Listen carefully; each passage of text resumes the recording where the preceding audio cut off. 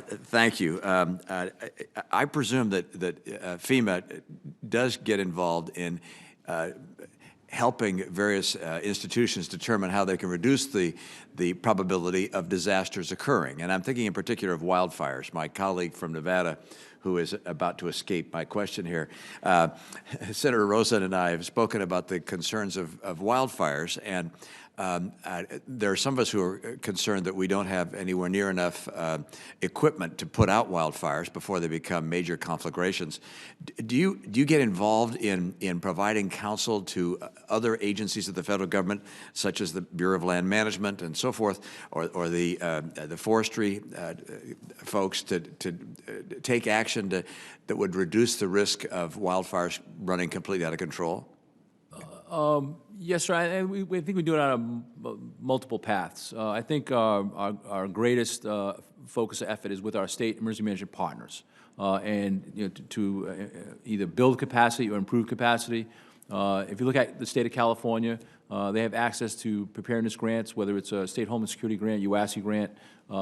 They have a significant investment over time, and with appropriated funds also. They have about 2,500 firefighting piece of apparatus that they have invested in and made sure that it's spread across the state to respond to those disasters.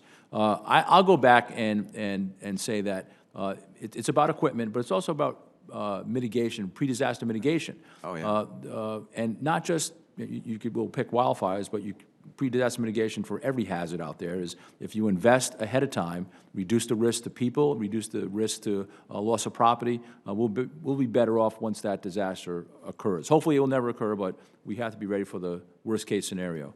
So I think it's in everyone's interest to mitigate and to include wildfires.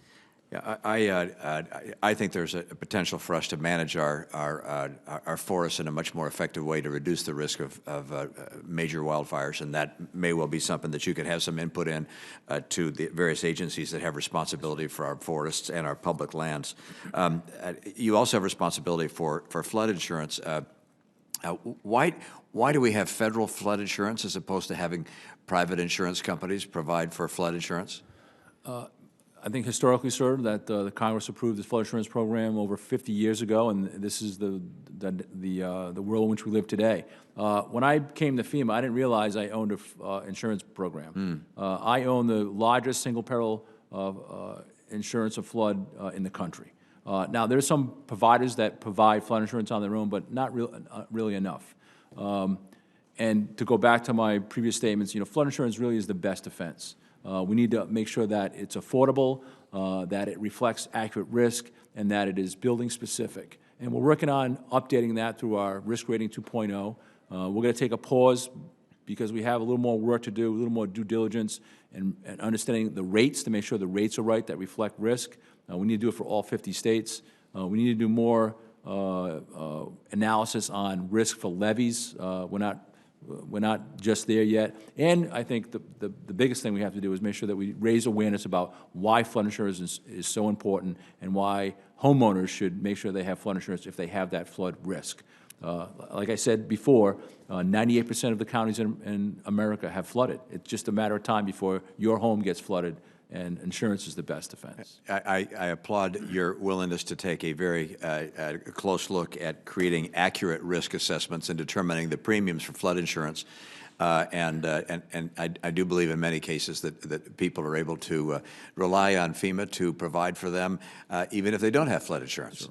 If, in fact, you don't need to get flood insurance and FEMA is going to come in and provide funding for you to rebuild, whether or not you have the insurance, why it creates a disincentive to actually purchase that insurance. I hope that we apply, if you will, private sector thinking to what is a public sector program, flood insurance, in such a way that we actuarially are pricing flood insurance and responding to disasters for those people who have insurance in a different way than for those that don't. Yes, sir. And I'll just share, we actually moved about $2.3 billion of our liability to reinsurance. We've been doing about $1 billion a year. We think that that's been very successful, very well looked at by the commercial insurance business. We'll continue to do that. And if we can share some of that risk, some of that liability with the private sector, it's better for the taxpayer. Yeah. People in my state are concerned, in Utah are concerned about the, in many cases, outdated mapping of the price associated with their flood insurance. And in some cases, the flood maps are as old as 20 years old. And during that time, the cities or towns have taken steps to make it far less likely that a flood might occur. Is it possible for us to update these maps on a more timely basis? Is there an effort underway, or can you make sure that there's an effort underway to update the mapping of risk so that premium rates can be more fair and reasonable? Yes, sir. So we update 20% of the catalog every year, and we have 5 years before we return to the next. We start over again. So every 5 years, we'll update the maps that need updating. So we're doing that today. Congress provided significant funding to make sure we keep up with that. It's been very successful. I think part of it in the risk rating 2.0 update is really to look how we use maps.